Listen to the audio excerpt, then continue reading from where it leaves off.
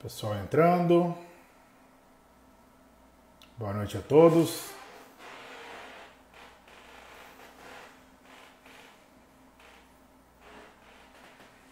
Esperar chegar todo mundo. Bacana, galera chegando. Esperar chegar a estrela da noite hoje, Dr. Rafael.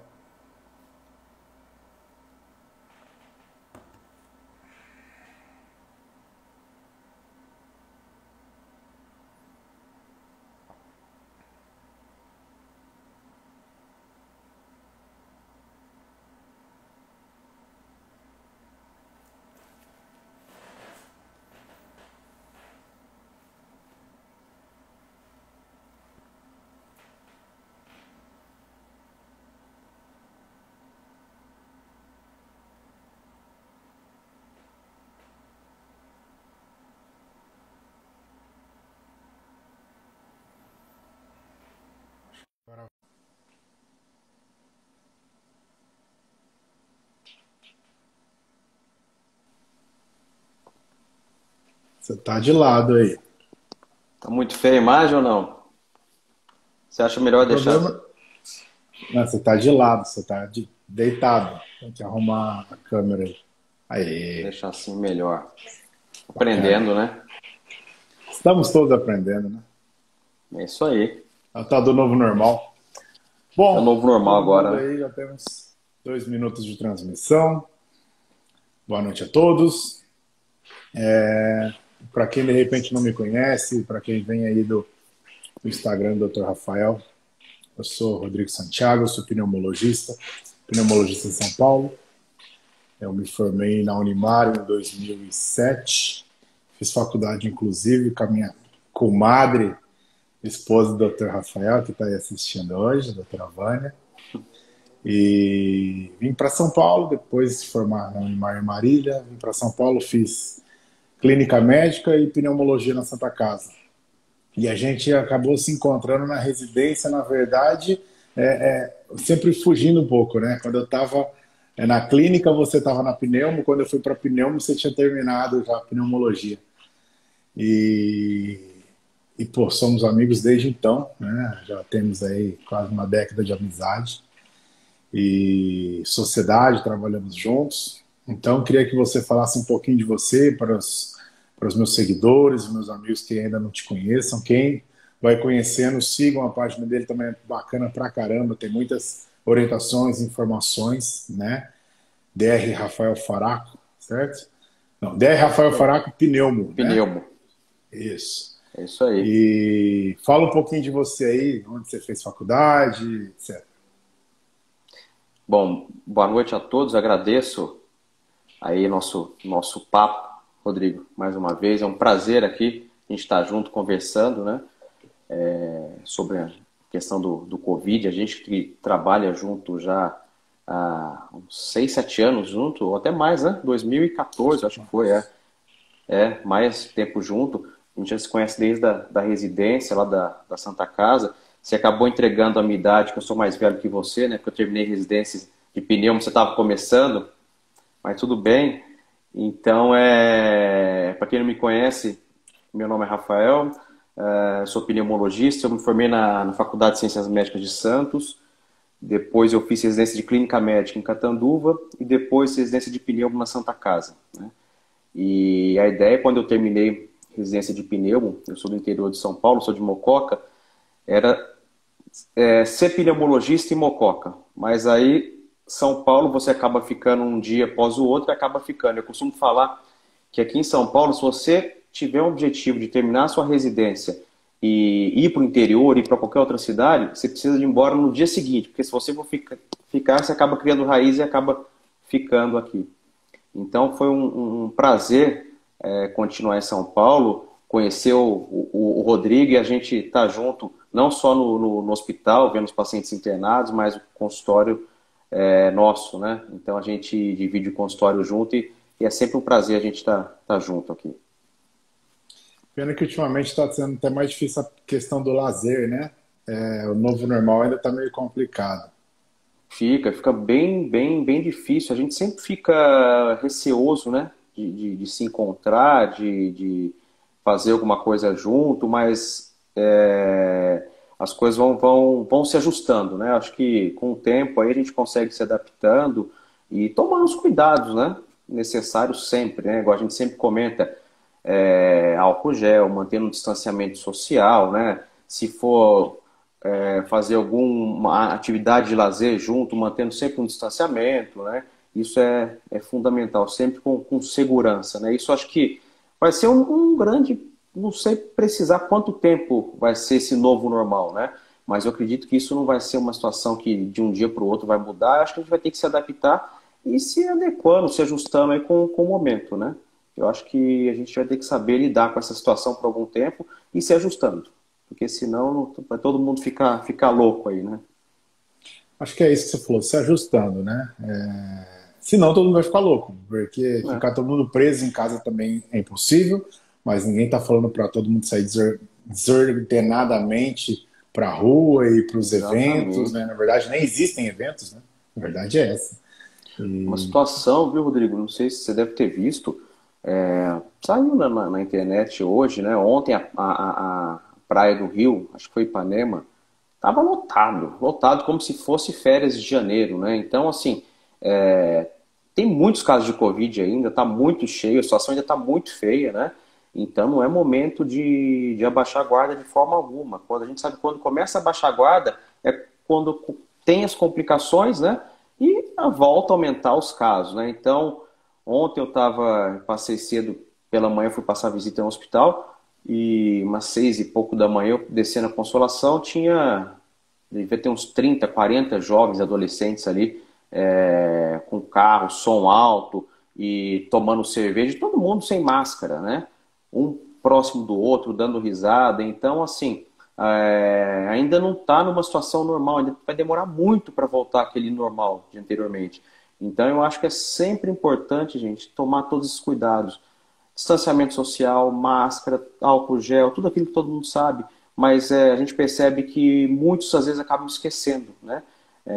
Então, a preocupação nossa é essa, né? Esse relaxamento nesse momento, e aí que as pessoas começam a adoecer novamente e piora, aumenta a incidência, aumenta a ocupação hospitalar de novo, né?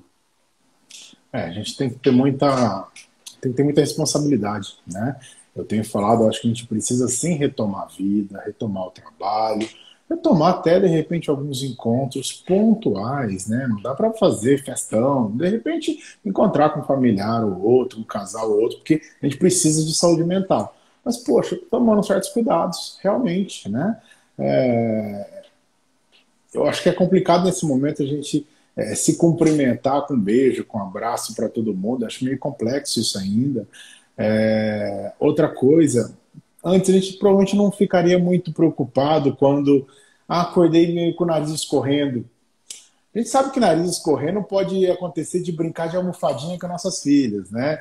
A gente sabe que, de repente, uma diarreia que pode ser um sintoma de Covid, pode ser por causa de alimentação. Mas se está com esse sintoma, o ideal é não encontrar com ninguém, principalmente os sintomas respiratórios, né? Até pelo menos você Exatamente. realmente avaliar se, poxa, não, foi só um dia, não tive mais nada, tal. A gente tem que tomar esses certos cuidados, né? Então, eu acho sim que a gente tem que começar a retomar nossa vida, inclusive nossa vida social, mas de uma maneira mais responsável possível, com toda a organização para poder diminuir no máximo o risco para as outras pessoas e até para si mesmo, né?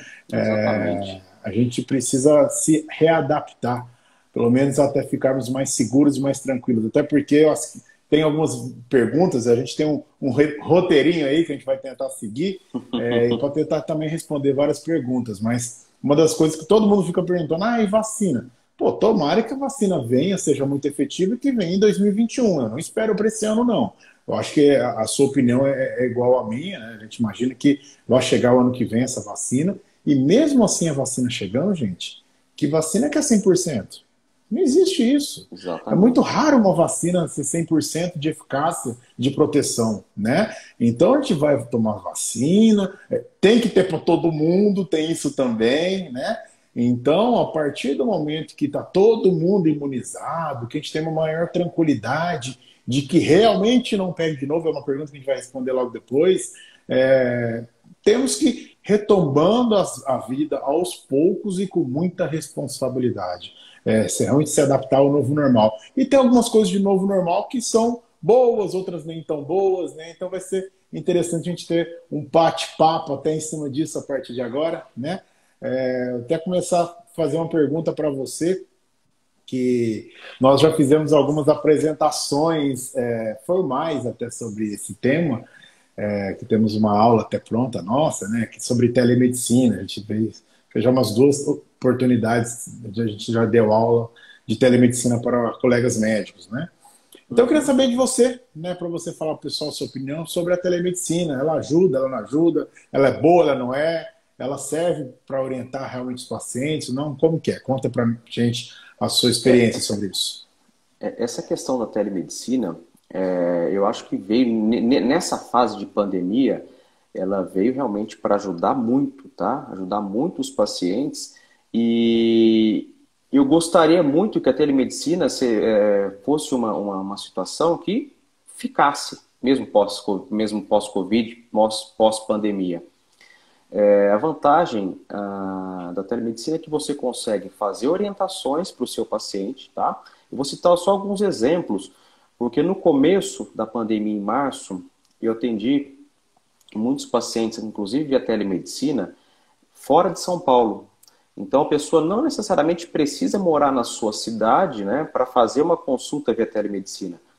Às vezes ela mora numa cidade fora de São Paulo, uma cidade do interior, ou sei lá, qualquer outra cidade, que não tem a oportunidade de ter um especialista, um pneumologista. Então, o que acontece? A telemedicina abre uma situação, abre portas para esses pacientes serem orientados, né? Então, tem alguns pacientes portadores de asma, por exemplo, que nunca passaram com pneumologista e marcaram consulta via telemedicina para ter uma orientação, o início de tratamento, porque eles estavam com medo de descompensar da asma pela pandemia. Então, eu atendi pacientes que moravam no sul, no nordeste. Eu atendi uma paciente do Pará, né? Que a cidade que ela morava não tinha pneumologista, mas ela já tinha passado com pneumologista anteriormente, que ela tinha uma prova de função pulmonar, que ela tinha um diagnóstico de asma, que ela já sabia que ela tinha asma, mas ela nunca tratou porque ela não sentia absolutamente nada. Então, mediante essa prova de função pulmonar, a gente começou um tratamento para controle da asma, né? E isso o paciente não morando em São Paulo. Então, a telemedicina ajudou bastante, né? E às vezes as pessoas perguntam, bom, mas eu vou fazer uma consulta com você via telemedicina, e se eu precisar de receita? E se você solicitar alguns exames, como é que funciona? Eu não consigo mandar ninguém buscar no seu consultório. Isso é importante as pessoas saberem, que hoje tem aplicativos que a gente consegue emitir a receita, emitir solicitações de exames mediante assinatura digital, e a pessoa recebe por SMS no seu celular. Então ela recebe por SMS a receita, pode ser receita de controle especial, antibióticos, né? Que ela recebe no seu celular. Com aquela receita, ela consegue chegar na farmácia, porque tem um QR Code, que escaneia esse QR Code e consegue comprar a medicação. Sendo um pouco mais moderno, ela até consegue, às vezes, pegar essa receita que chegou via SMS e enviar para a farmácia online e receber em casa a medicação, né? Então, a telemedicina ajudou muito nessas situações de orientação, de início de tratamento para paciente portador de doença crônica, que até então que até então não tinha iniciado um tratamento, e ajudou muito nessa questão de Covid, de pacientes portadores com doença aguda, que não gostaria de sair da sua casa, queria fazer um acompanhamento da questão do Covid via telemedicina. Isso ajudou bastante. E às vezes também, pessoas que já acompanham comigo no consultório, que é portador de asma, de DPOC, que já tinha um retorno agendado para controle realmente para março, abril, maio, junho, e com receio, com toda a razão de sair de casa, eles optaram por ter uma reavaliação, uma orientação por telemedicina. Então a telemedicina, ela ajudou muito nesse momento de pandemia, e eu acredito que ela veio realmente para ficar, porque os pacientes eles ganharam muito através da telemedicina por orientações que, na maioria das vezes, poderia ficar descoberto dependendo do local que eles residem realmente. E até mesmo quem mora em São Paulo ou mora em outras cidades que tem um pneumologista, tem a facilidade de ficar na sua casa e ter uma consulta online sem precisar de sair de casa. Porque além de ter o inconveniente de risco de contaminação que a gente estava falando no começo, Rodrigo, tem essa questão também, só situando as pessoas que são fora de São Paulo, é muito difícil. Às vezes você mora no extremo, trabalha em outro, você para passar com o seu médico, você precisa de pegar o seu carro, deixar no estacionamento, tem gasto com estacionamento, risco de ser assaltado, risco de bater o carro. Então, assim, são muitas situações aí que a telemedicina veio para agregar e melhorar realmente. Eu acredito e torço para isso continuar sempre, né? Porque os pacientes ganharam muito com isso. Eu acho até, corroborando o que você disse, concordo em gênero, número e grau.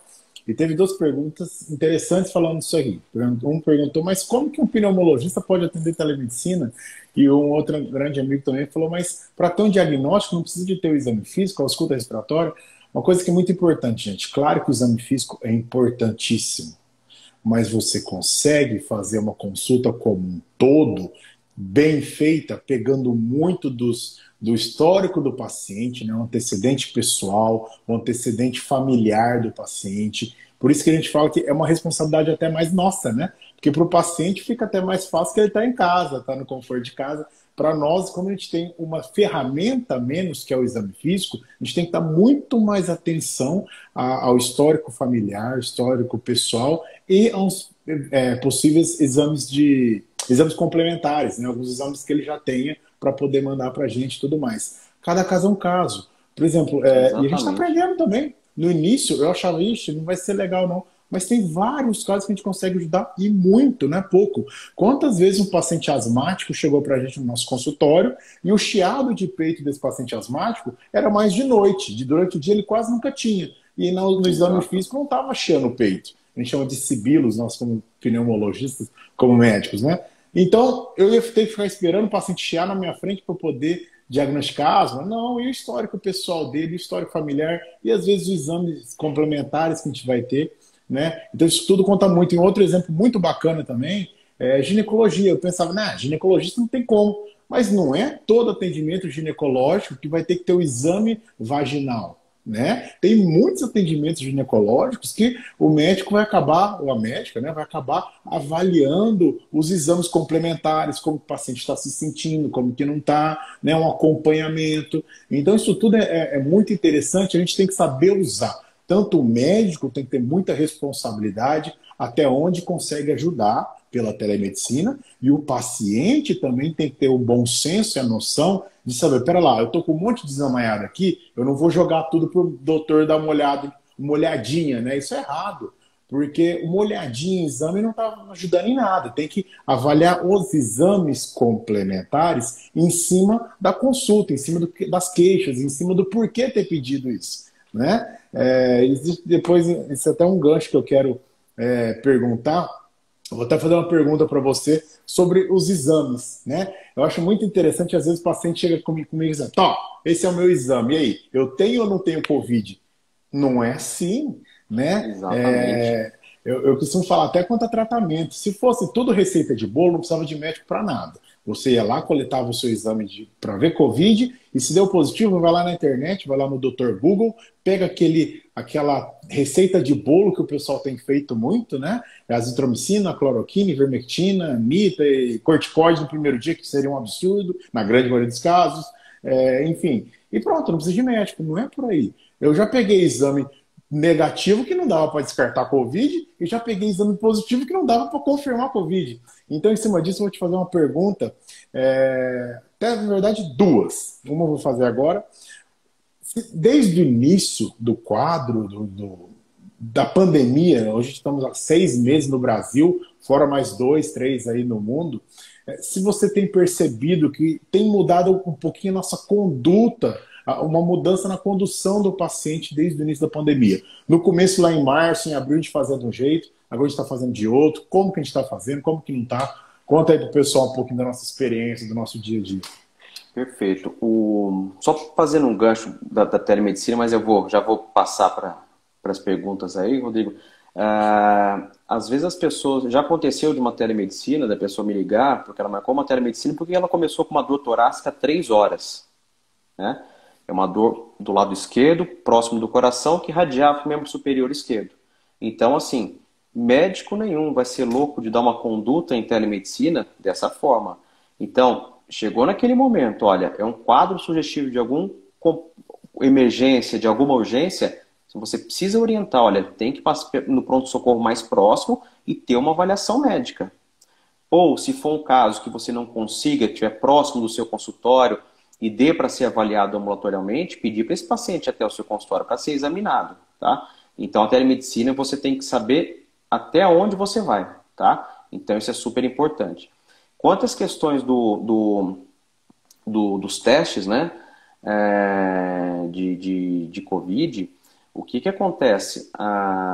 Eu vou falar um pouquinho mais para frente nessa questão dos testes, mas antes eu queria falar disso que você me falou das mudanças de condução da pandemia, né? Os primeiros casos que a gente teve no internado foi no início de março, né?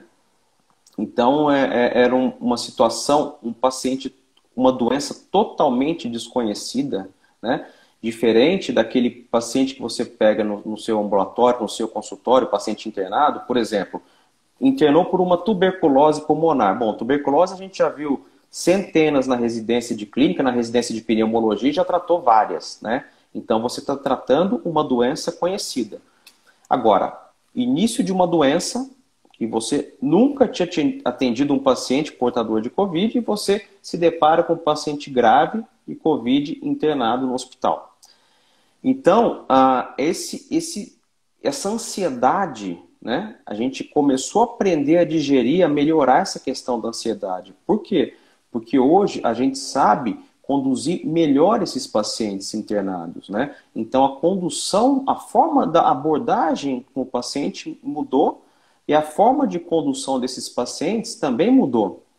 Então, a gente sabe hoje, naquele paciente que você atende no consultório, quem que é o paciente que você tenta tratar em casa, que possivelmente, pelo que a gente viu até agora, ele vai evoluir muito bem. Quem que é aquele paciente que você precisa mandar para o hospital de uma forma urgente para fazer exames na urgência e aí depois você tomar uma conduta. E se aquele paciente interna, quem que é aquele paciente internado que você vai observar na enfermaria? Quem que é aquele paciente internado que você vai encaminhar para UTI para uma vigilância respiratória e vigilância infecciosa? Então, a gente aprendeu a classificar níveis de gravidade desses pacientes. Então, hoje a gente sabe o momento que o paciente pode descompensar, né? Na maioria das vezes, lógico que ninguém tem bola de cristal, mas a gente sabe aquele momento, aquele paciente que precisa de uma vigilância maior.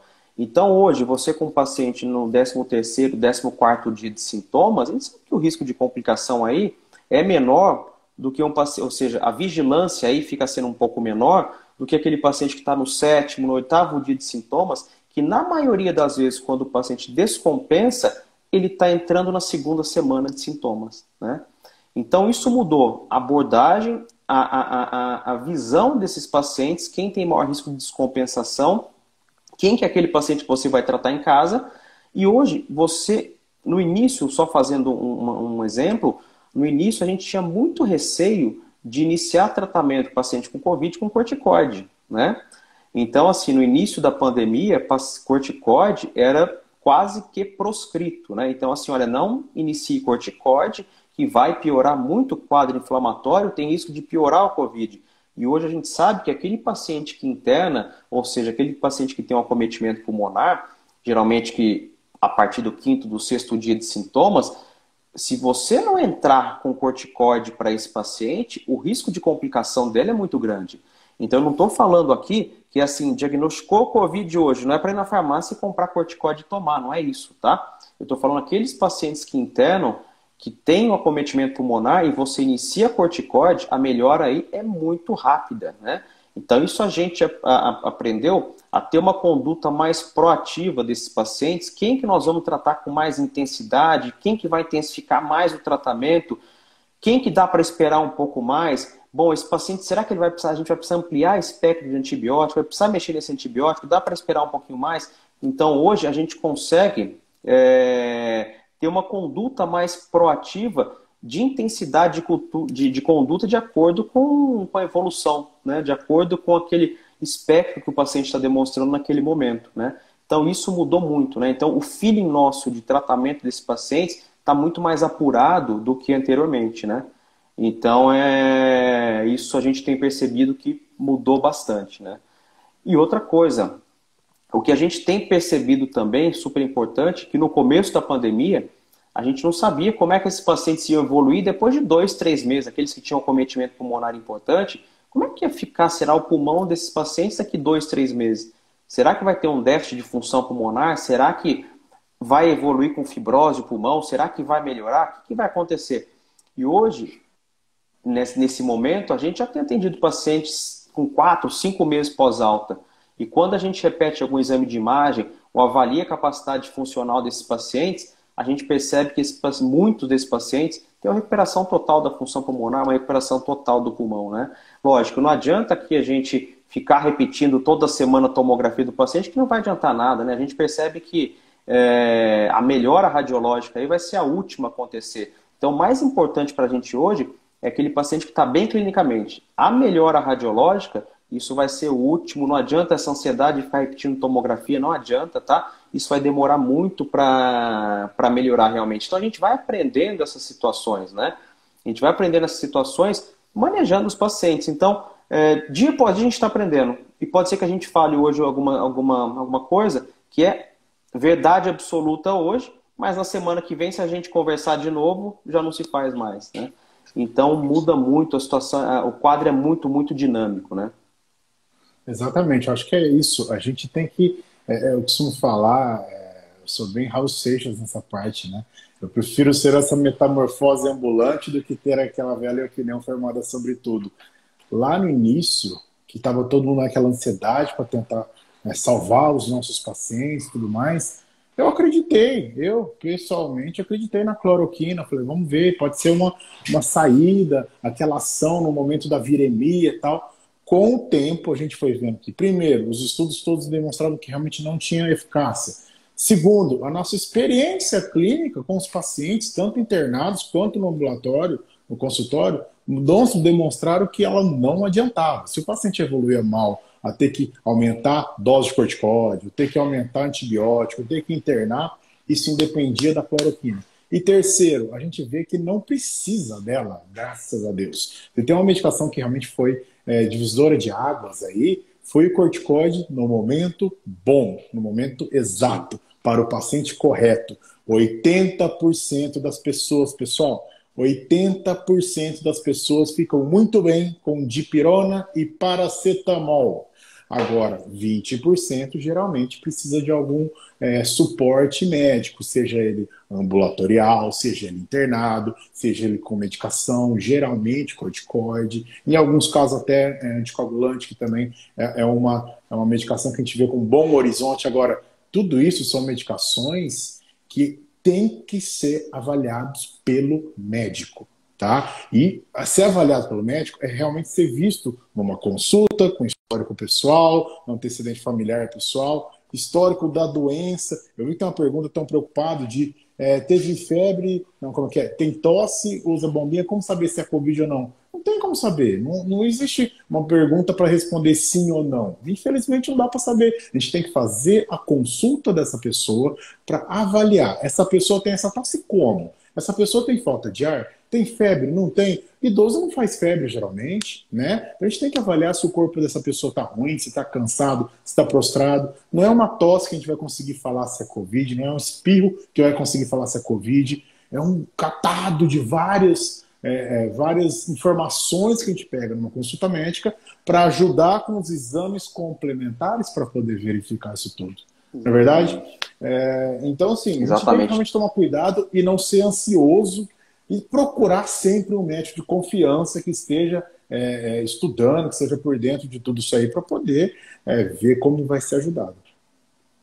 Exato, igual essa questão eu vi no começo aqui, perguntaram sobre a questão da cloroquina, da ivermectina, né, e da azitromicina como prevenção de Covid.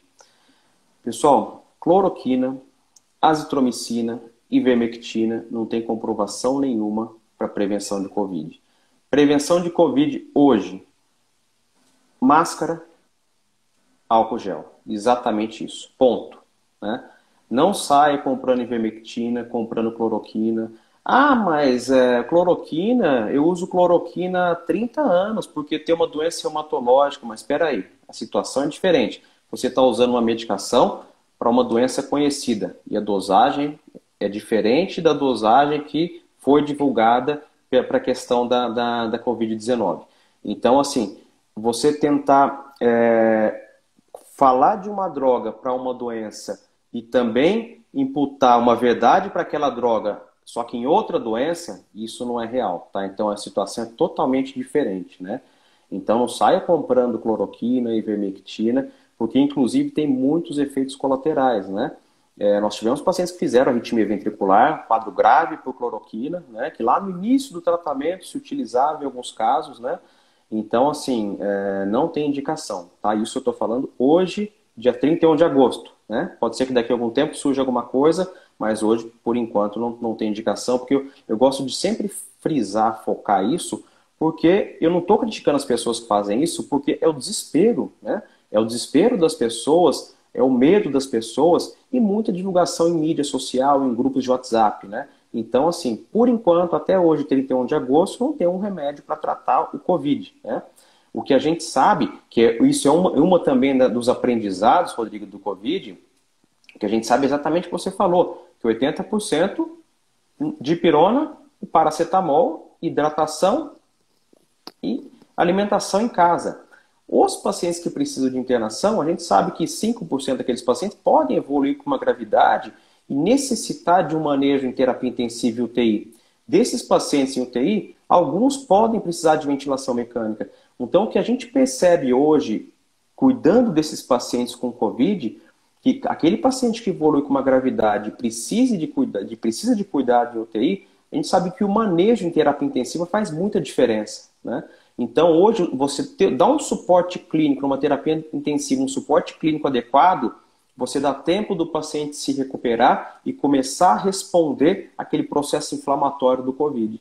Então, hoje, você ter uma terapia intensiva de qualidade, né, com medicamentos, aparelhagens, profissionais, intensivistas, fisioterapeutas, né, de qualidade, isso faz muita diferença hoje naquele paciente que chega naquele limite de gravidade. Então, a terapia intensiva hoje é o que faz a diferença, na grande parte das vezes, né, entre um paciente sobreviver aí, se chega nessa gravidade ou não, tá? Então, isso é uma coisa que a gente aprendeu muito com o Covid, porque a gente percebeu muitos pacientes entrando na UTI, graves, que precisavam de diálise, precisavam de ECMO, né?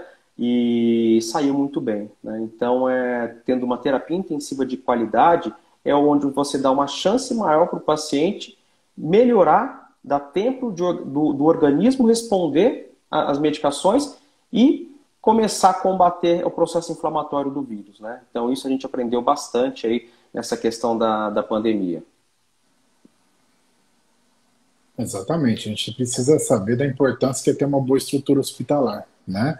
E é Exatamente, muito isso aí. importante também ter essa boa estrutura hospitalar para quando a pessoa fica doente, mas é importantíssimo ter uma boa estrutura de saúde no geral também.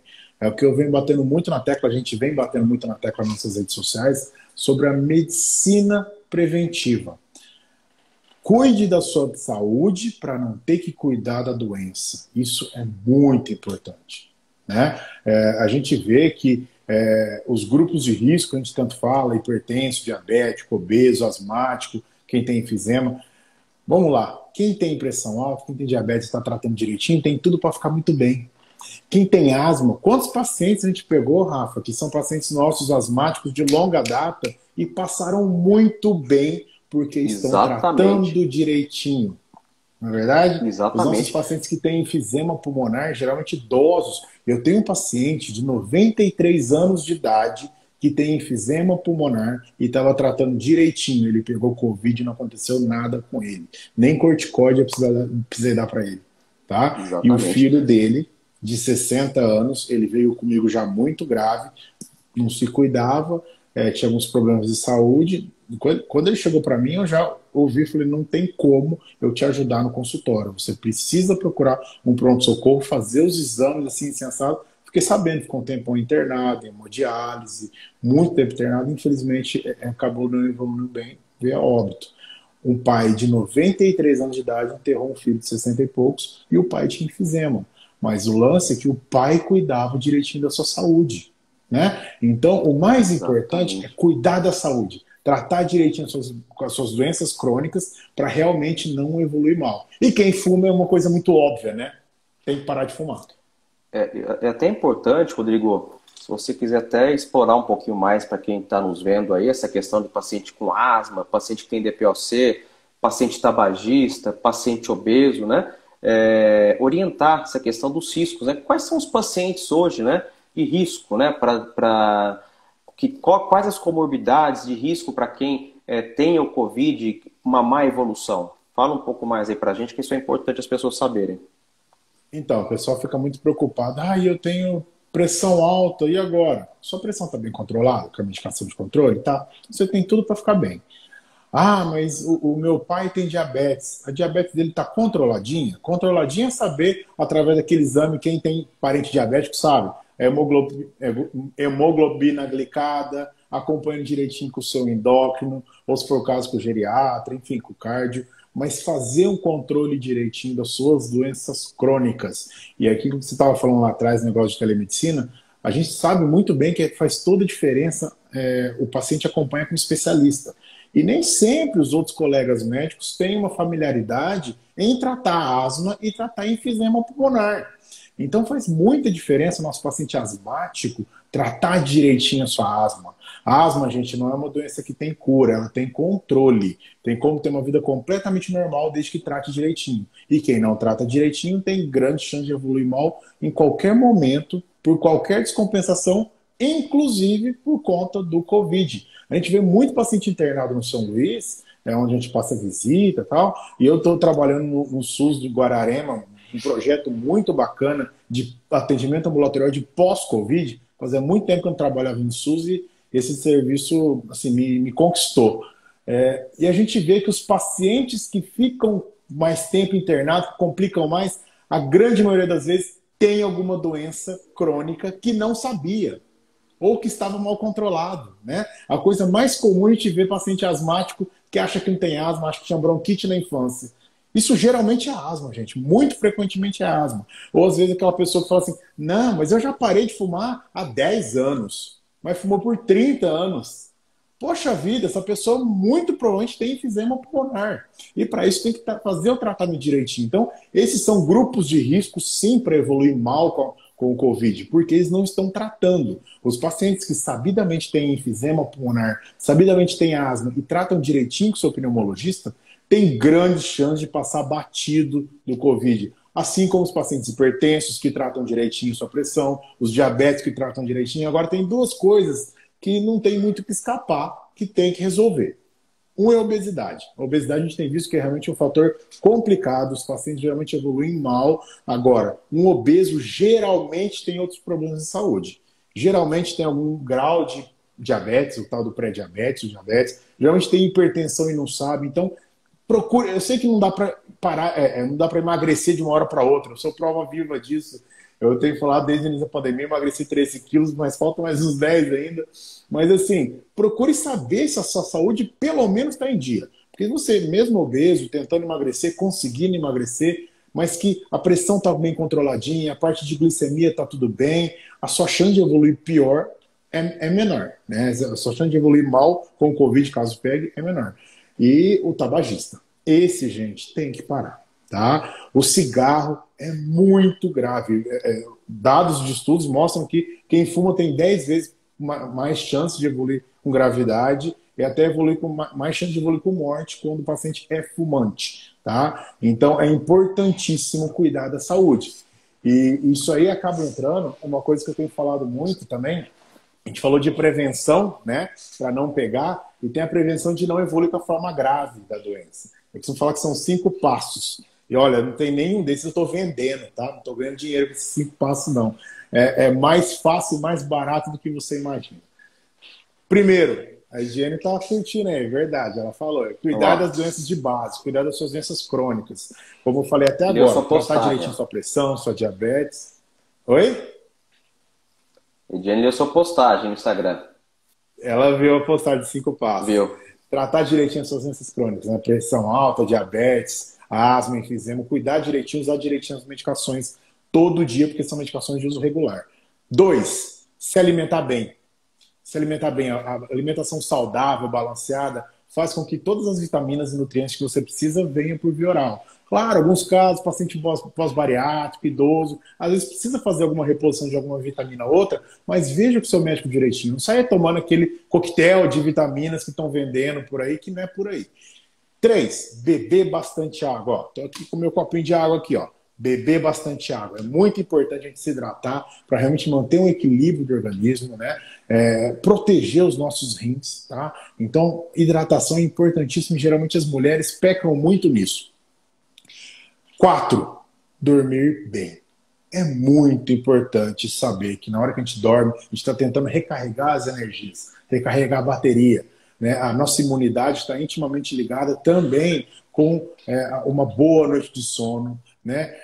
E com essas outras questões que eu estou falando. Então, se você dorme mal, você tem chance de ter uma pior imunidade e evoluir mal com qualquer outra infecção, inclusive Covid. E outra coisa muito comum no país, até por conta da obesidade, é a apneia do sono. A apneia obstrutiva do sono é uma síndrome, é uma doença que aumenta a chance de eventos cardiovasculares, aumenta a chance de infarto, de derrame, de pressão alta, descontrole pressórico. Então, procure um médico do sono para avaliar essa questão de sono também. Tem várias postagens nos nossos 2 Instagrams, né, nas nossas redes sociais, mostrando isso, alguns testes que as pessoas podem verificar para ver se de repente tem chance ou não de ter apneia de sono e, se for o caso, fazer o exame. Então, dormir bem. E 5, saúde mental. Ser feliz é fundamental, gente. Por isso que a gente vem falando. São 6 meses de quarentena. Realmente ninguém mais suporta, ninguém mais aguenta. Então, vamos ter que sim pôr um pezinho ali no centro para fazer alguma compra, ter que pôr um pezinho ali no shopping para comprar alguma coisa, encontrar o amigo, encontrar o familiar. Mas sim, isso não quer dizer fazer uma festa gigantesca. Isso não quer dizer ter irresponsabilidades e sair sem máscara para os lugares, né? Então, vamos ter saúde mental, vamos cuidar do nosso emocional, do nosso psicológico. Isso tudo vale muito a pena na hora da gente realmente cuidar da nossa saúde para evitar ter essa maior chance de evoluir mal com alguma infecção, entendeu? Exatamente. Acho que é exatamente isso mesmo, Rodrigo. E é importante isso que você falou da questão da saúde mental, com responsabilidade, né? Essa questão de vamos sair, fazer uma caminhada, conversar com amigos, confraternizar, mas sempre com responsabilidade mesmo, mantendo um distanciamento, né? Grupo menores, né? O que antes reunia às vezes 10 amigos, reúne poucos, né? Poucos, mantendo um distanciamento. Isso é fundamental, isso é super, super importante, tá? Essa questão da imunidade, às vezes as pessoas perguntam pra gente, né? Doutora, você acha que vale a pena a gente comprar polivitamínico na farmácia e tomar polivitamínico, né? Então, inclusive, está muito em pauta essa questão da vitamina D. E teve até uma pergunta no começo que perguntaram da vitamina D. Vitamina D, gente, é fundamental para o nosso organismo no geral, né? Independentemente de Covid ou não, né? Então, a vitamina D ela é importante, sim, para o nosso metabolismo, para tudo, tá? Então, ela sempre tem que estar num nível adequado, não pensando em Covid, mas para a nossa vida realmente é super importante, tá? Isso eu falo porque não é para sair comprando vitamina D na farmácia e tomar, porque eu já vi muitas pessoas fazendo isso, pensando que vitamina D funciona como uma prevenção para a Covid, o que não é verdade. A vitamina D, ela melhora a nossa questão, funciona faz parte do nosso metabolismo realmente e ajuda em várias situações. Por isso que tem que estar sempre no nível normal, independentemente de Covid ou não, tá? Isso é super, super importante. Então, falando de Covid, eu vi algumas pessoas perguntaram e estava até nessa pauta aqui, né? Sobre os testes, né? Você prometeu que ia falar um pouquinho de teste. O que você sugere para o pessoal? Qual teste fazer? Em que momento? Ah, vamos fazer um para ver se eu estou curado e tal. O que você pode contar para o pessoal? Então, isso é uma dúvida muito comum, né, das pessoas, porque às vezes Eu atendo pacientes do consultório que chegam desesperados, né? Fala, doutor, eu estou com Covid. Mas como você sabe que você está com Covid? Fiz o meu teste, está aqui. E aí você vai ver, é aquele teste rápido, que é aquele teste feito na farmácia, né? Que não faz diagnóstico nenhum de Covid, tá, gente? Então, assim, teste rápido, né? É como se fosse uma moeda, é cara ou coroa. Ela tem uma sensibilidade de 50%. Tem muito falso negativo e falso positivo, né? Então, o teste rápido não vai te ajudar para basicamente tomar conduta nenhuma se tem o Covid ou não. Então, todo o diagnóstico, né, ele é feito através do quadro clínico, né, que o paciente te conta, e o exame complementar. Esse exame complementar, nós temos vários tipos de exames complementares. Bom, tem pessoas que falam, será que eu estou com Covid? Será que eu estou doente agora com Covid? Qual que é o exame que eu preciso saber se eu tenho Covid ou não? Bom, se você estiver tendo sintomas respiratórios, por exemplo, tosse ou perda de olfato, perda de paladar, ou febre, ou cefaleia, bom, até que prove o contrário, nós temos que investigar a Covid nessas situações na maioria das vezes, né? Qual a época de sintomas que você está? A gente sabe que o teste, a chance dele vir positivo é maior quando você faz a partir do terceiro dia de sintomas do que no primeiro dia de sintomas. Então, primeira coisa, você tem que saber quais são os sintomas. Esses sintomas são compatíveis com Covid? Sim. Então, eu preciso fazer um teste para saber se eu tenho Covid ou não. Precisa fazer o teste. Em qual momento? No primeiro, no segundo, no terceiro dia? Do terceiro dia em diante. Então, a gente tem que saber se o quadro clínico é compatível e o momento ideal para fazer o teste. E qual que é o teste que faz o diagnóstico de Covid? É o exame do cotonete. É o PCR, que a gente fala, que é o RT-PCR para Covid-19. É o exame do cotonete suave, que a pessoa vai lá, colhe secreção do nariz e manda para análise. Então, esse exame é o exame que faz o diagnóstico de Covid. Bom, doutor, mas o meu exame veio negativo, então eu não tenho Covid. Isso depende muito. Às vezes, esse exame ele pode vir um falso negativo.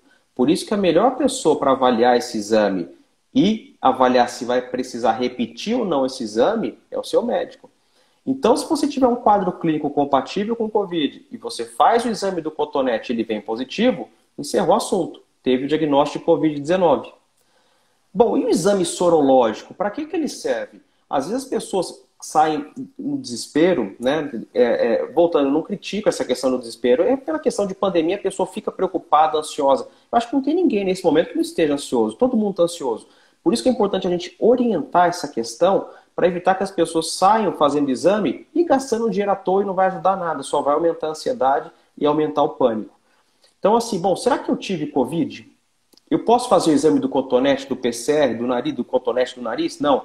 Esse exame do PCR serve para diagnosticar se você tem a doença aguda. Para saber se você já teve Covid, é o exame sorológico. Você precisa ir num laboratório e colher o exame de sangue, que é diferente daquele teste do dedinho da farmácia que vai lá e fura o dedo, tá? Esse exame, aquele exame é o teste rápido, que ele não faz o diagnóstico de Covid e mesmo se ele vier positivo ou negativo, ele pode ser falso positivo ou falso negativo. Então você precisa saber qual que é o melhor teste para o momento. Se você quer saber se tem Covid, é o cotonete, o exame do cotonete. Se você quer saber se você já teve Covid, é o sorológico. Então é importante que não saia fazendo esses exames sem uma orientação para evitar, inclusive, que gaste dinheiro à toa. Tá? Então, tá na dúvida? Procure seu médico, pergunta para o seu médico qual que é o teste ideal, qual que é o momento ideal para fazer aquele exame, para evitar, porque às vezes você vai gastar dinheiro desnecessário e não vai te ajudar absolutamente nada, né?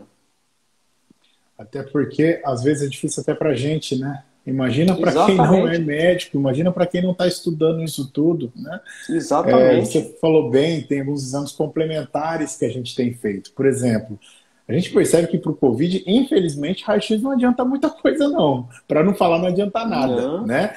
E aí, algumas vezes, alguns exames laboratoriais, com algumas alterações aqui e outras ali, podem nos ajudar muito a poder exato. avaliar isso tudo. E para ver os pulmões? Tomografia. Se te perguntar, então tem que fazer tomografia para todo mundo? Responde essa. Então, olha, a tomografia de tórax, para quem tem indicação de fazer tomografia de tórax? 80% dos pacientes, igual você falou muito bem no início, Rodrigo, vai desenvolver um quadro leve, uma dor de cabeça, pode até ter febre nos primeiros dias, uma perda de paladar, uma perda de olfato, mas isso vai se resolver. Tomografia de tórax é importante naquele paciente que tem sintoma respiratório. Doutor, estou com uma tosse, essa tosse só está aumentando, não está melhorando, ou comecei com uma falta de ar, uma dor para respirar que até então não tinha antes, eu medi minha saturação, minha oxigenação no sangue, eu vi que a minha oxigenação até ontem estava 98, 97, hoje despencou para 94, 93, será que isso é normal? Então, assim, quando você tem uma piora da tosse, um desconforto respiratório, uma dor torácica, ou seja, uma dor para respirar, né? É importante ser avaliado com uma tomografia de tórax. Caso contrário, não tem necessidade de sair fazendo tomografia de tórax, tá? Porque isso não vai acrescentar absolutamente nada, né? Se não tiver sintomas respiratórios, evitar fazer a tomografia de tórax. Até mesmo porque se você fizer a tomografia de tórax, se aparecer alguma coisa indiscreta na sua tomografia de tórax, não vai ter conduta específica nenhuma, aquilo vai se resolver. Da mesma forma que está inflamado o nariz e tá tendo a perda de olfato, acaba inflamando também a nossa via aérea baixa, pulmão, e isso vai se resolver espontaneamente. Então, tomografia é se estiver tendo sintomas respiratórios, de tosse que piora, uma tosse ao invés de estar melhorando progressivamente, ela está só piorando, associada à falta de ar, um desconforto respiratório, é importante fazer a tomografia de tórax. Caso contrário, gente, é desnecessário fazer esse exame, tá? Aproveitando até, o pessoal está perguntando da sorologia, né? A Elizabeth perguntou da sorologia. A sorologia, ele é um exame que se não vai mudar muito em termos, quando você realiza a sorologia, não é um exame que vai te acrescentar muito em termos de nova conduta. Ele serve para você saber se você tem anticorpos ou não contra o Covid, tá? A sorologia é diferente do teste rápido. A sorologia é aquele exame que você precisa fazer pós pelo menos 15, 20 dias da doença, né? Porque é o momento que os anticorpos têm chance de começar a ascensão, de começar a formação de anticorpos. Antes disso, não adianta fazer o exame sorológico, porque não deu tempo do seu organismo formar anticorpos. Antes disso, para ter o diagnóstico, é o cotonete no nariz, que é o PCR realmente, que é aí que tem maior chance de ter realmente o diagnóstico. Agora, se vocês me perguntarem, doutor, você já pediu teste rápido para algum paciente? Não, nunca pedi e possivelmente até agora não vejo indicação e nunca vou pedir, tá? Porque o teste rápido só confunde a pessoa, só vai confundir os familiares, a pessoa vai ficar mais preocupada, vai ficar mais ansiosa, então isso não vai agregar absolutamente nada, tá? Então, na dúvida, gente, pergunta para o seu médico qual o melhor teste que vai fazer, em qual momento fazer o teste, tá? Não saia parando na farmácia da esquina, porque tem agora aquela tenda, né, na porta das farmácias, faça aqui seu teste rápido, né? E a pessoa vai lá, paga R$ 150, faz o teste rápido, vem positivo, tá sobrando né? dinheiro, certo, né? Então, vem positivo, aí sai muito alegre, doutor, já tive Covid, veio positivo, ou sai muito triste porque veio negativo, né? Isso não vai adiantar absolutamente nada, tá? Então, não faça isso, não faça. Eu sou uma pessoa totalmente contra o teste rápido, né? Eu abomino o teste rápido. Não sei se você também é isso. Ou faz o PCR para saber se você tem realmente a doença ativa, ou se você tiver curiosidade de saber se você tem anticorpos, o sorológico. O seu médico vai te indicar qual que é o melhor sorológico para fazer num laboratório credenciado, num laboratório específico, isso é fundamental, tá? Isso aí bate muito no que a gente tem falado, tá, gente? Não sou eu o pneumologista bom, não é o Dr. Rafael o médico bom, não. Tenha o seu médico de confiança. A gente agradece o carinho de todo mundo que está vendo aí, tem muitos amigos, muitos pacientes nossos, muitos colegas, né? Inclusive eu vi ali o Dr. Álvaro, que é craque também, professor.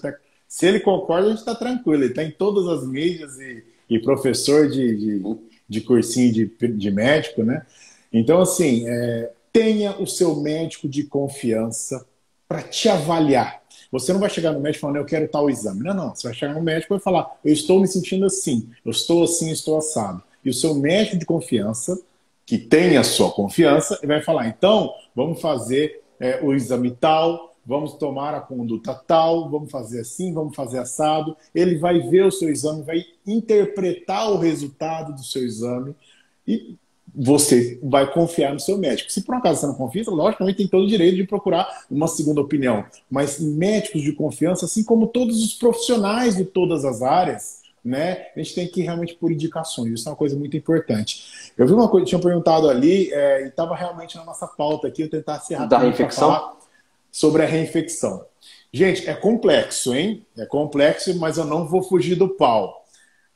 Hoje, abrindo aqui no Google, de números, temos aí 25 milhões de casos confirmados no mundo. No Brasil, temos aí 3.800 e 3 milhões e 800 cacetada mil casos, e nos Estados Unidos mais de 6 milhões. Fora as pessoas que tiveram, que não fizeram o exame, né? Então temos aí por baixo 25 milhões de casos no mundo. Até agora, com confirmação de reinfecção.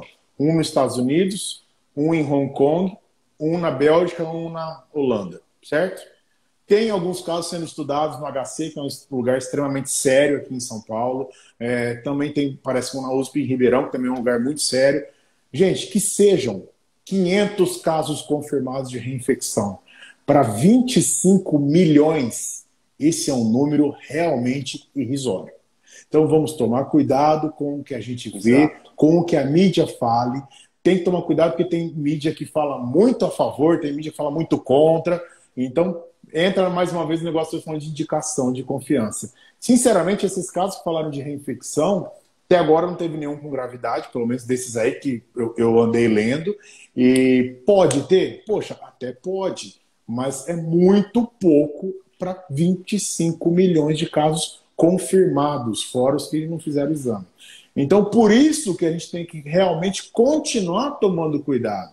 Por isso que quem teve tem que continuar usando máscara, tem que continuar lavando as mãos. Por isso que países sérios que venceram, como a Alemanha, por exemplo, continuam com os cuidados habituais, né? Então, a partir do momento que estamos todos tranquilos com a vacinação para toda a população, com reforço de vacinação, se for o caso, e com imunização realmente em tal da imunização rebanho, a partir do momento que estiver todo mundo tranquilo quanto a isso, poxa, aí tudo bem. Aí são os 500. Hoje, temos que ter cuidado, sim, continuando com os cuidados com a saúde, principalmente com aquilo que eu venho falando. Vamos cuidar da saúde para não cuidar da doença. Então, seguindo aqueles 5 passos que estão nas nossas redes, seguindo direitinho os cuidados com o que você já tem de crônico, tomando cuidado para não ficar doente, né? E neste momento, com os métodos de prevenção, que sabidamente são lavar as mãos, higiene das mãos com água e sabão em casa e álcool gel na rua e as máscaras, tá? Máscara. Temos aí 1 e 57 segundos contando. Queria que você desse as suas considerações finais.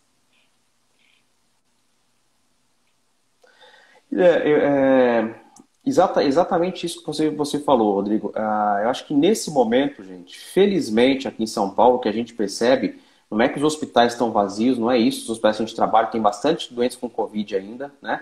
A gente percebe que deu uma estabilizada nos casos, com queda do número de internação de pacientes com Covid. A gente vem percebendo isso e não é tudo que é Covid, tá? É importante você ter uma avaliação do seu médico, porque a pneumonia ainda continua existindo, a asma continua existindo, DPOC, tuberculose. Então, nada, começou a tossir, já achar que é Covid. Não é isso. Procure o seu médico, ele vai te orientar qual que é o diagnóstico específico, qual que é a melhor forma, o melhor exame para fazer o diagnóstico. E o que mais me preocupa hoje na questão do Covid, o que é? As pessoas, esse relaxamento social e muitas pessoas que a gente percebe na rua. Às vezes você vai no supermercado, você percebe que a pessoa está utilizando máscara no queixo, máscara no pescoço, tirando a máscara a qualquer momento. Exatamente, tirando a máscara a todo momento no nariz, né? Então, gente, isso é muito perigoso. É muito importante essa prevenção. Sempre máscara, álcool gel, higienização das mãos e manter esse distanciamento. Isso é fundamental. A prevenção é o melhor caminho, é o melhor tratamento, sem dúvida nenhuma, é a prevenção. Tá? É isso, encerrando, temos aí 10 segundos. Pessoal, muito obrigado. Sigam as redes do Dr. Rafael Faraco, DR Rafael Faraco Pneumo. Sigam as minhas, a gente vai sempre poder ajudá-los aí. Muito obrigado, boa noite a todos. Cuidem-se. Abraço.